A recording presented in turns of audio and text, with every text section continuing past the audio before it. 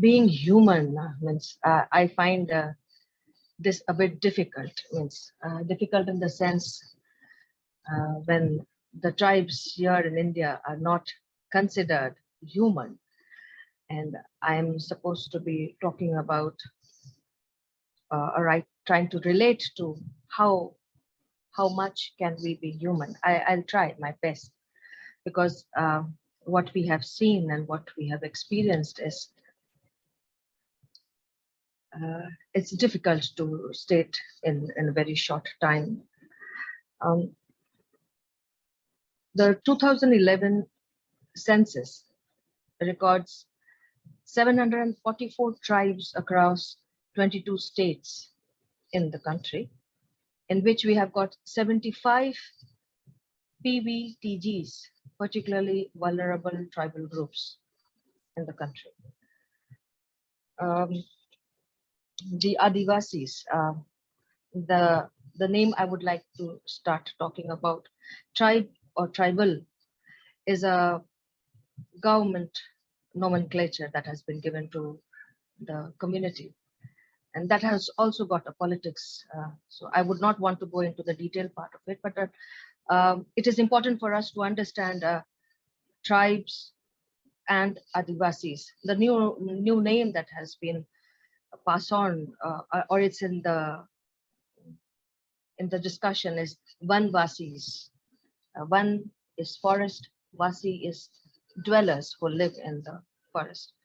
While the Adivasis would not want to call themselves as Vanvasis, but then yes, this is a name, this is a term that is being floated in the government official language. Adivasis are agricultural farmers who till their land to produce crops, cereals, and pulses in the agricultural season. And in the non-agricultural season, collect forest produce, some for daily consumption and some to be sold in the weekly market. There is a difference between peasants and Adivasis, which is important to be mentioned right now here, because the process of peasantization of the tribals and the simultaneous subsumption into the tribute paying formation, which has accompanied by a process of depriving the tribal of the alternate means of livelihood, the forest produce. There is always this confusion of the Adivasis are also peasants, but it is something like Wolf states that peasants does not operate an enterprise on the economic sense. Shalin calls the Adivasis as primitive people, which is again another slang, whereas there is another politics of why Adivasis are called primitive. There's a whole literature on people addressing everybody as, especially the Adivasi community, as primitive. It depends upon who is calling whom primitive. So Shalin calls primitive people and their economic life based on production for familial purpose rather than to exchange and gain. He continues with the primitive society's means of production, where they are the ones who control it and where they exchange it directly among groups, while peasants are rural cultivators whose surpluses are transferred to a dominant group of rulers that uses this surplus both to underwrite its own standard of living and to distribute the remainder to groups and societies that do not farm but must be fed for the specific goods and services in return. The communities who made a living on farming and allied areas are forced to change their livelihood patterns and then adjust to newer forms of livelihood patterns, and finally to pledge their labor to the market forces to make a living.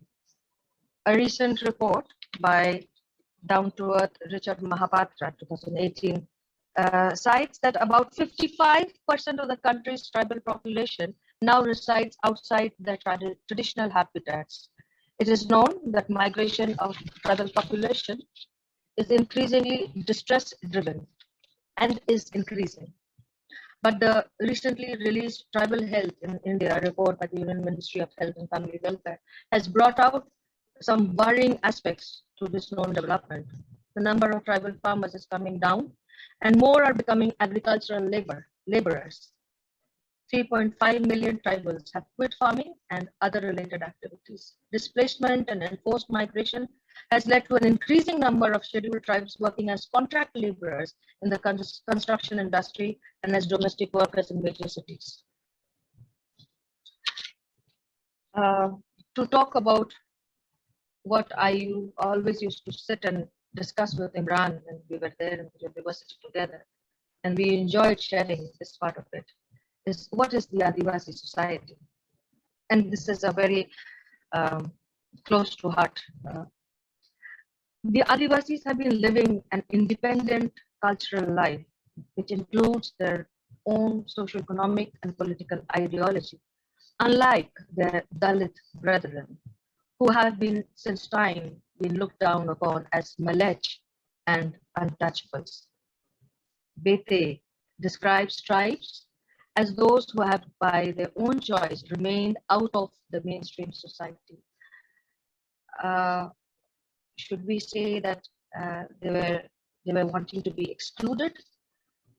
Should we say that they did not want to move around or mix around with the other communities, or even if they wanted to mix around with the other communities, they had their own agency to bend wherever they wanted? Singh talks in detail about tribalism and sensitization phenomena, how tribals and the minority non-tribals who lived together in the process imbibe similar traditions and customs. The notion of common origin, common habitat, common custom, and modes of thought bind a tribe. I can understand when we are talking about other indigenous communities and who have been sharing since morning, they would probably understand what I am trying to say. My study was based in central tribal India, especially in South Chhattisgarh, and that is among the Gonds. And I happen to be married into another tribe, the Orang tribe. So I would probably talk about these two communities, these two tribal communities. I'm not well versed with the other tribal communities, so I would not talk about them.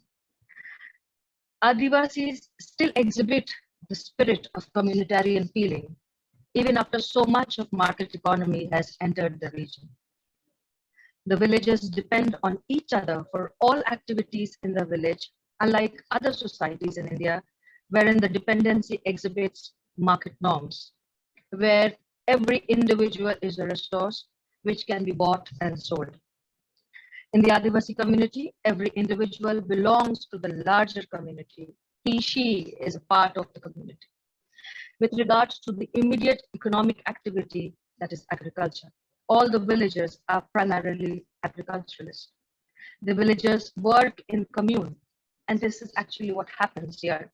2-3 family working on an individual field, followed by their turn to work in the other, and so forth. So if I have a field, agricultural plot of land, so there will be community, other family members working in my agricultural plot, and then after finishing off this, I will join and work in their agricultural plot.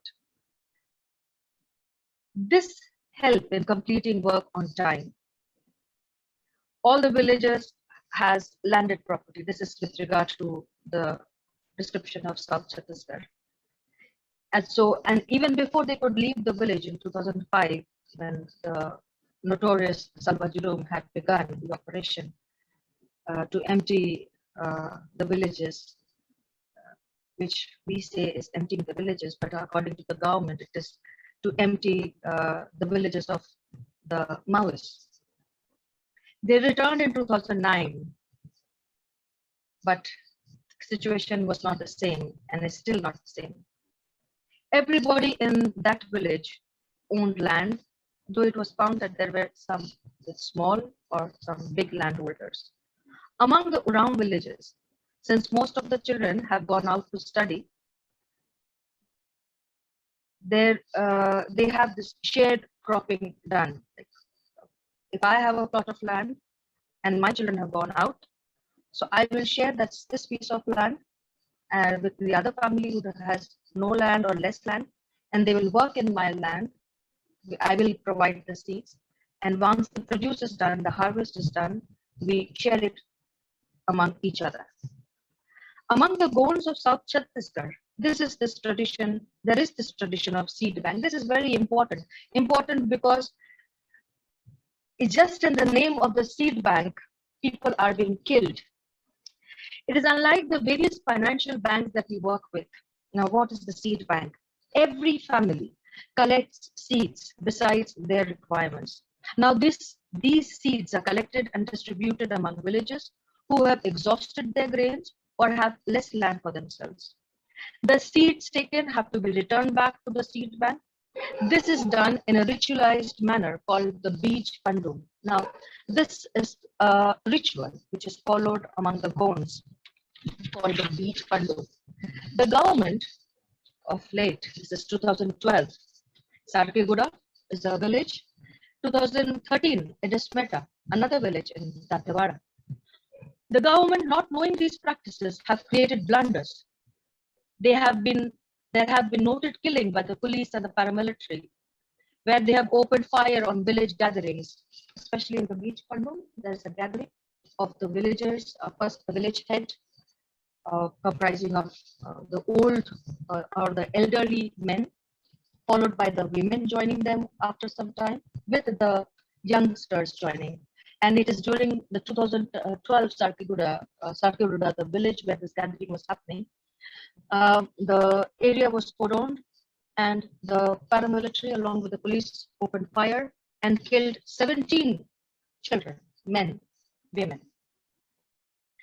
So, a culture, a tribal culture, which the government does not understand or would not want to accept, that this is a culture, has been using the paramilitary to attack and kill the villagers in the name of stating that the Maoists have been having a meeting and so kill, legitimized. Another very important aspect of the tribal world is the calendar is mostly the agricultural calendar. It is not the calendar that we follow, January to December. They have got, among the Gonds, we have the Bhumi Pandum. Pandum is the festival. Bhumi is land. We have the Beej Pandum. We have the Kurmi Pandum. We have the Karta Pandum. We have the Chikru. We have the Gade Pandum. We have the Market Pandum. And this is in the different months. Bhumi Pandum is in June. Beej Pandum is in June again, later part. Kurmi Pandum is in September. Karta Pandum is in Dashera, that is September, October. Chirku is during the Diwali, that is November. Gade Pandum is flower collection, early February. Marka Pandum is early March, April. This is among the Dorla Gonds. Excuse me. Among the Urans, this is another very interesting because I happen to take part in two of the festivals. We have the Sarhul festival, celebrated in the month of April. The Dhan Buni is when you are collecting the rice, the seeds. We have the Bangri, festival of the plantation. We have the Hariyari, festival of agriculture related to the month of Ashar. We have the Asari, a festival of plantation in the Hindi month. The Karam festival, very important festival. It is the idea of productivity. The girls usually take part in this. We have the Sorhai, festival for the cattle. We love our cattle. We have the Noakhai, the festival celebrated in October, festival of harvest. We have the Vishu Sendra, the festival of hunting. So every festival that the tribes celebrate has got everything to do with nature, and we respect it. Another very important, one very important thing is this. Among the Gonds, since I was living there and I participated in 2 of these uh, festival, every first produce, that means when I was there, the tamarind was coming out. So every first produce, be it crop, vegetable, fruits, is offered to the village gods, devis, and the ancestors before consuming. So when my children were there and they saw this tamarind falling on the ground, so they ran and they picked it up and they were about to put it in their mouth. And then the village children around, they said, no, no, no, no, not now. First, we will offer it to the gods and then us. Now, this is something very, very beautiful among the bonds that I have found. The houses built with mud bricks, mud dung from the outskirts of the village area, which are made into bricks, dried and stocked. The family, in collaboration with the other villagers, collect the wood for the roof, the wooden posts, bamboos, etc., from the forest, mostly among the Gonds. The Oraons, which is in the northern part of Chhattisgarh, Jharkhand, they have to purchase wood for fuel, as the forest department has become the patron of the forest. They do not allow the community to enter the forest to collect any of these produces. The walls are plastered with mud itself. The rooftop is thatched with palmyra leaves, and in some houses, you have terracotta tiled. The Gonds plaster the wall with red or clay-colored mud. The villagers collect from certain locations in the forest or near the river where this type of mud is available. You don't use all type of muds. The walls are decorated with geometrical designs. This is among the Gonds. The Oraons do not decorate their walls, designs. All the houses, this is something very important that I intend to pursue later on as a postdoc, is the space that is in front of the house and behind the house. And surrounding this veranda, which we call a porch or a portico or this veranda, there's a boundary surrounded, made by small branches of trees. Furnitures are very meager. 2 or 3 cots made of canvas sheets, plastic chairs, few, 1, 2, crude benches, a small simple bed, a few bed sheets, a warm blanket, a tin box containing clothes, no cupboards, utensils made of steel, mud pots, plates. They also have a big mud pot, a traditional pot to prepare landa or mahua or hadia, as they say. And this one pot, which is probably owned by 2 or 3 houses, is shared by all the other houses, all the other families, whenever they want. So it's not necessary that every house has to have this one big mud pot. Thank you for sharing. It's exciting, and at the same time, sorry for so many things that are happening not in the best way. We can sense the sense of belonging, the traditions, the connection to nature,